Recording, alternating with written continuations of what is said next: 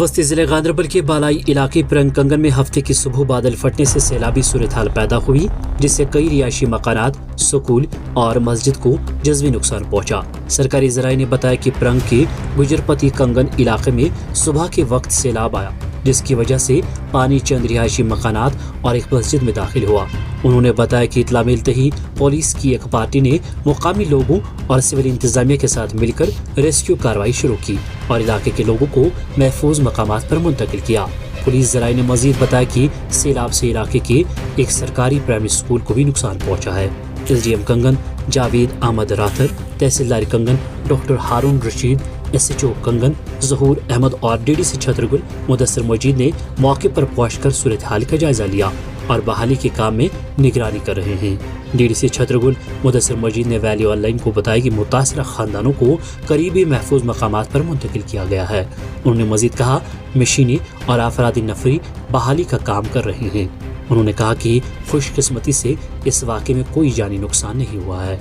DDC Mudassir ने मजीद कहा कि इंतजामिया फिलहाल बहाली में मसरूफ़ है और बहुत जल्द नुकसान का तखमीना लगाया जाएगा ताकि मुतासरा खानदानों को माली इमदाद फराहम की जाए। पेश है वैली ऑनलाइन के लिए प्रंग कंगन से बेग इरशाद की ये खुसूसी रिपोर्ट।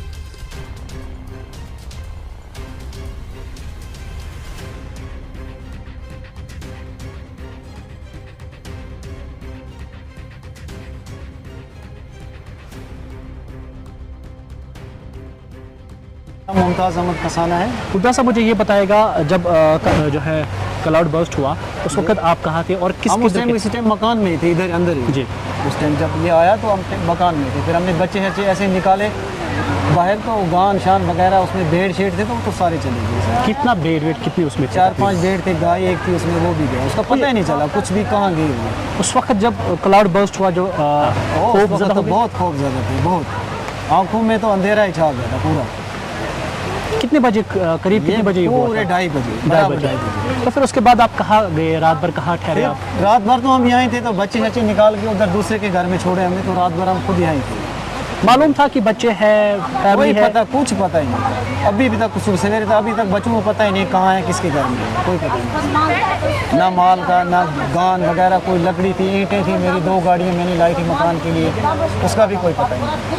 इंतजामिया से कहेंगे कि हमें जो नुकसान हुआ तो इसका हमें मुआवजा कुछ चाहिए। तो वो क़यामत के मंजर ही थे जब बाप जो है अपनी जान बचाने के लिए भागा, बच्चे अपनी जान बचाने के लिए भागे और इनकी जो फैमिली है वो अपनी जान बचाने के लिए भागे। और इस बीच में अगर कोई फंसा, वो बेज़बान जानवर थे जो इस मलबे के नीचे दब गए हैं। हालांकि इनका ये भी कहना है कि हमने कोशिश की थी कि शायद उसी वक्त इंतज़ामिया यहाँ पहुँच पाए, कम से कम अगर कोई मदद न कर सके, लेकिन इनको जो है थोड़ा सा वो कहे कि दिलासा दे पाए, लेकिन इलाके के लोग जो है वो निकल गए और उनसे इन्हें इस कदर दिलासा मिला कि अभी तक ये खुद को सिर्फ जिंदा पा रहे हैं। ये पूरी एक बस्ती हुआ करती थी जो गुंजान बस्ती थी। कल इस टाइम यहाँ पर बच्चों का दरसगाह था और इलाके के लोगों के लिए एक मस्जिद शरीफ हुआ करती थी, जो बिल्कुल आपको तस्वीर में दिखाने की कोशिश करूंगा। बस्ती का है और पूरा जो इलाका का है आज एक वीरान शहर बन चुका है। यहाँ के कुछ मुकामी लोग हैं, मैं इनसे भी बात करने की कोशिश करता हूँ। जी, आपका नाम जानना चाहेंगे सबसे पहले? इशाक साहब, मुझे बताइएगा, जहाँ पे आप अभी कोशिश कर रहे हैं, काम कर रहे हैं, ये वो मंजर है जहाँ आप कल इस वक्त अपने बच्चों को भेजा करते थे नमाज कायम करने के लिए, दरसगाह में कुरान पाक पढ़ने के लिए? हाँ, बच्चे भी पढ़ते थे। कल जुमा था, जुमा जी तो छुट्टी होती है, लेकिन रात इशा की नमाज मैंने खुद पढ़ी थी यहाँ, बिल्कुल ठीक ठाक था। मैंने दरवाज़ा बंद करके गया था, लास्ट का मैं निकला था लास्ट को, तो दरवाज़ा वैसे ही बंद था, लेकिन नीचे से पानी नहीं तोड़ दिया प्रेशर से। देखो, आप देख रहे हो जी। लेकिन पहले में गुस्सा मस्जिद में कुरान शरीफ जो था वो पानी के तह के ऊपर ऐसे तैर रहे थे।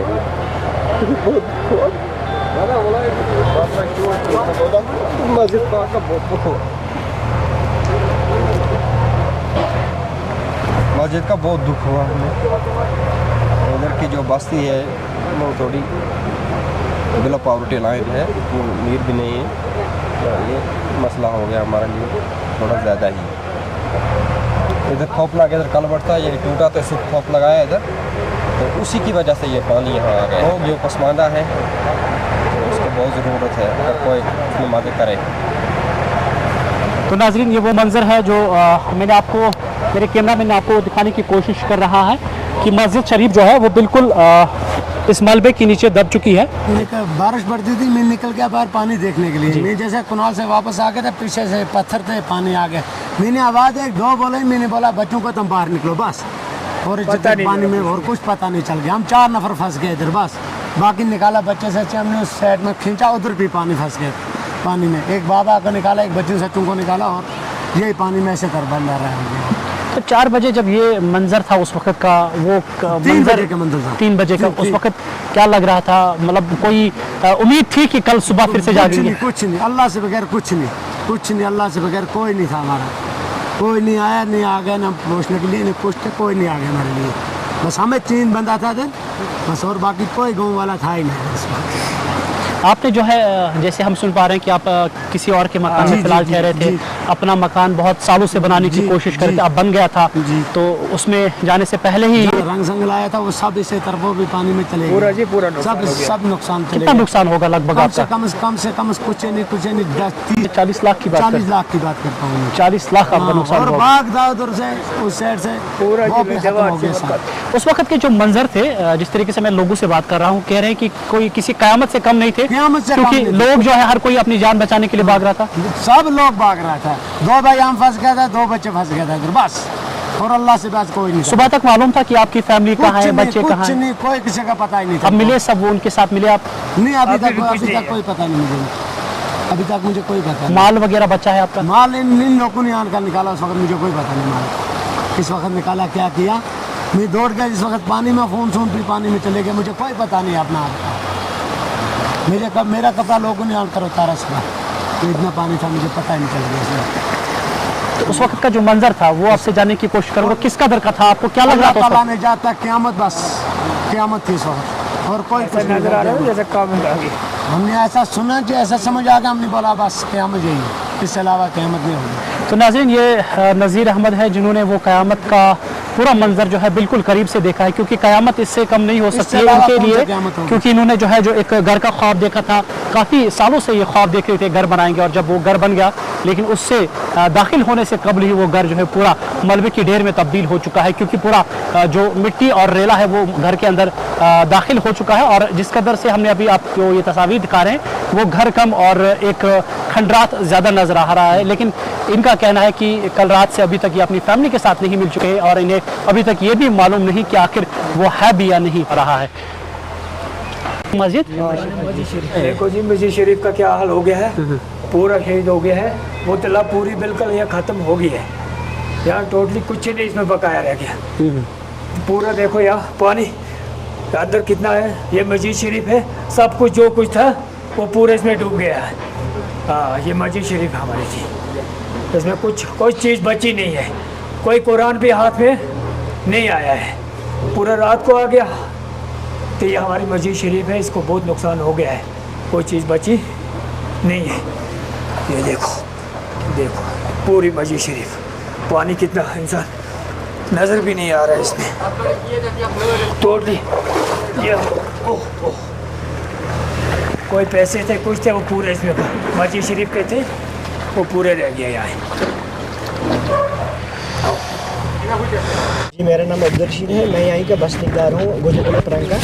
तो कल जब हमने ये मंज़र देखा तो हमें ऐसा लग रहा था कि जैसे क़यामत बर्पा हुई है, और उस टाइम ये नहीं सोच रहा था बाप कि मेरा बेटा कहाँ है, बेटा नहीं सोच रहा था कि मेरा माँ बाप कहाँ है। सब अपनी अपनी जानें बचाने की फ़िक्र में इधर उधर भाग रहे थे, और वो रात का मंज़र था, अंधेरे का मंज़र था, तो ऐसे लग रहा था कि जैसे क़यामत बर्पा हुई है। क्लाउड बस की अगर मैं बात करूं, क्लाउड बस कितने बजे जो है पेश आया, और उसके बाद जो है इलाके के लोगों ने पहले क्या कदम उठाया था? सबसे पहले क्लाउड बरस्ट, पूरी रात को बारिश हो रही थी, तो ये ऊपर जंगल में कम से कम 2:30 बजे के रात करीब क्लाउड बरस्ट हुआ।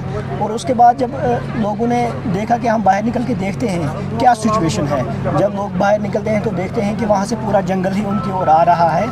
और वो उस टाइम उन्होंने ये नहीं सोचा कि हम अपनी औलादों को बचाएंगे, उन्होंने ये सोचा कि किसी तरह हम अपनी जान बचाएंगे, तो अपने बच्चों को वहीं घरों में छोड़ दिया। और जैसा कि आप खुद भी देख सकते हैं, अगर आप देखेंगे यहाँ के विजुअल्स देखेंगे, मस्जिद शरीफ को देखेंगे तो वो पूरी डैमेज हो चुकी है। उसके एक मंजिल तक पानी ऊपर से उसके है, वो दिखती ही नहीं है। घरों को देख सकते हैं कि कितना बड़ा डैमेज हुआ है। यहाँ के लोग पूरे सहमे हुए हैं। तो हमें लगता है कि कोई क़यामत से बढ़कर कोई मंजर नहीं था। बहुत सारे लोग मेरे साथ मिले और उनकी आंखें जो है आबदीदा थी और खौफ था, क्योंकि हल्की सी बारिश कुछ समय पहले हुई थी यहाँ पर और लोग एक बार फिर से दोबारा वही मंजर यहाँ पे जो है पैदा हुआ था। लोग भाग रहे थे अपनी जानों को बचाने के लिए। जिस तरीके से इस नौजवान का भी कहना है कि कल रात जो है क्लाउड बर्स्ट जो 2 बजे के आसपास हुआ था, उसके बाद लोग अपनी अपनी जानों को बचाने के लिए भाग रहे थे। वालिद अपने बच्चे की तरफ नहीं देख रहा था, माँ अपनी बच्ची की तरफ नहीं देख रही थी। किसी जगह पहुंचकर फिर अपने बच्चों को जब उन्होंने ढूंढा, बहुत सारे लोगों ने अभी तक जो है उनके बकौल अपने बच्चों के साथ मुलाकात नहीं की है। तो इस इलाके के लिए ये एक क़यामत से कम नहीं है। इनका जो कहना है कि पीडीसी की जो यहाँ से नहर बहती है, पीडीसी की जो कैनाल है, इसमें कई सारी जगहों पर ब्रीच है और पूरा जो मलबा जब सामने यहाँ पर आ गया, इलाके की तरफ जब मलबा पहुँचा, कैनाल जो है वो ब्लॉक हो गई। उसके बाद पानी जो है वो बस्ती की तरफ रुख करने लगा। हालांकि जो क्लाउड बर्स्ट का जो मलबा था उससे ज़्यादा नुकसान उतना नहीं हुआ होगा जितना कैनाल की पानी की वजह से हुआ होगा। उस वक्त आपने क्या किया था? कैनाल का पास में आपका कहना है कि कहीं पर गेट था, तो वहाँ तक आपको जाना चाहिए था? तो हम तो वहीं रहते हैं जी। कम से कम 5 मिनट का फासला है, हम वहीं रहते हैं। तो हमारा सबसे पहले दिमाग में यही होता है कि हम जाएं यहाँ पे जो हेड है जहाँ से पानी छोड़ा जाता है उनके पास जाएं, मुलाजमों को कहें कि पानी को कट ऑफ करो ताकि हमारा गांव डैमेज ना हो जाए। तो जब हम वहाँ जाते हैं तो वो आज से पहले कम से कम 1955 में ये प्रोजेक्ट बना है। तो सबसे पुराना प्रोजेक्ट है डिस्ट्रिक्ट गांधरबल में। लेकिन आज तक मुझे नहीं लगता है कि आप खुद भी जाके देख सकते हैं कि उस चीज़ की मरम्मत की होगी या कोई नट लगाया होगा वहाँ पे या कुछ, या वहाँ पे कोई फैसिलिटी होगी। तो हम खुद इस टाइम जाके वहाँ पे जैसे हमने देखा कि कनाल में पानी बढ़ रहा है तो हम फिर गए वहाँ पर। हमने खुद वहाँ से गेट चढ़ाने की कोशिश की और गेट आधे रास्ते में चढ़ते चढ़ते टूट गया। तो वो उनकी लापरवाही है। हम जाते हैं पीडीसी के पास, वो कहते नहीं ये इरिगेशन के इस डिपार्टमेंट का है। अब जिस भी डिपार्टमेंट का है कम से कम गौर किया जाए और हमारी ये बात आगे बड़े बड़े महकमों तक, डीसी साहब या गवर्नर साहब तक पहुँचाई जाए, तो कम से कम हमें इस नागानी आफत से बचाया जा सके। हम हर वक्त जब भी किसी भी टाइम बारिश होती है हमारा पूरा गांव सहमा हुआ होता है कि कहीं से कोई क्लाउड बर्स्ट ना हो जाए और हमारा पूरा गांव ही ना बह जाए। हम आपके माध्यम से ये बात आगे तक पहुंचाना चाहते हैं, कम से कम ऐसा मंजर दोबारा हमें देखने को न मिले। सब रीजनल मजिस्ट्रेट की टीम यहाँ पहुँच चुकी है और कई एक मशीनों के साथ साथ मैन पावर को भी इस्तेमाल किया जाता है। फिलहाल हमारे साथ बात करने के लिए मौजूद है डीडीसी मुदस्सिर जी। तो रेस्क्यू ऑपरेशन कहाँ की तरफ पहुँचा है और क्या कुछ जो है अभी आपके साथ तफसीलात शेयर की जा रही है? देखिए, बहुत बहुत सर शुक्रिया आपका। हमें भी सुबह 5 बजे फ़ोन आया, हमें भी पता नहीं था। रात को हम श्रीनगर में थे तो हमें एसडीएम साहब को फिर उस टाइम फ़ोन किया हमें, तो उसी टाइम एसडीएम साहब ने कार्रवाई की। हम बहुत शुक्रगुजार है एडमिनिस्ट्रेशन की। उसी टाइम तहसीलदार साहब, नायब तहसीलदार साहब, बाकी जो हमारे अफसर दीगर अफसर साहब है वो भी आए। तो धीरे धीरे इंशाल्लाह यहाँ पर मशीनरी चल रही है, धीरे धीरे सब ठीक हो जाएगा। और जिन मकान वालों को नुकसान हो गया उनके लिए भी हमने अरेंज कर दिया है, चाहे वो टेंट वगैरह, चाहे उनके लिए और कुछ सुबह देखेंगे हम, धीरे धीरे सब ठीक हो जाए। अल्लाह ताला किस ये तो ऊपर से कह रहे तो हम इसमें कुछ कर नहीं सकते। तो जो भी हमारे हाथ में होगा या हमारे एसडीएम साहब है यहाँ पर जितना भी हमसे हो सके वो करवा दें। मजीद मुनफरिद और दिलचस्प वीडियोस के लिए हमारी YouTube चैनल जरूर सब्सक्राइब करें।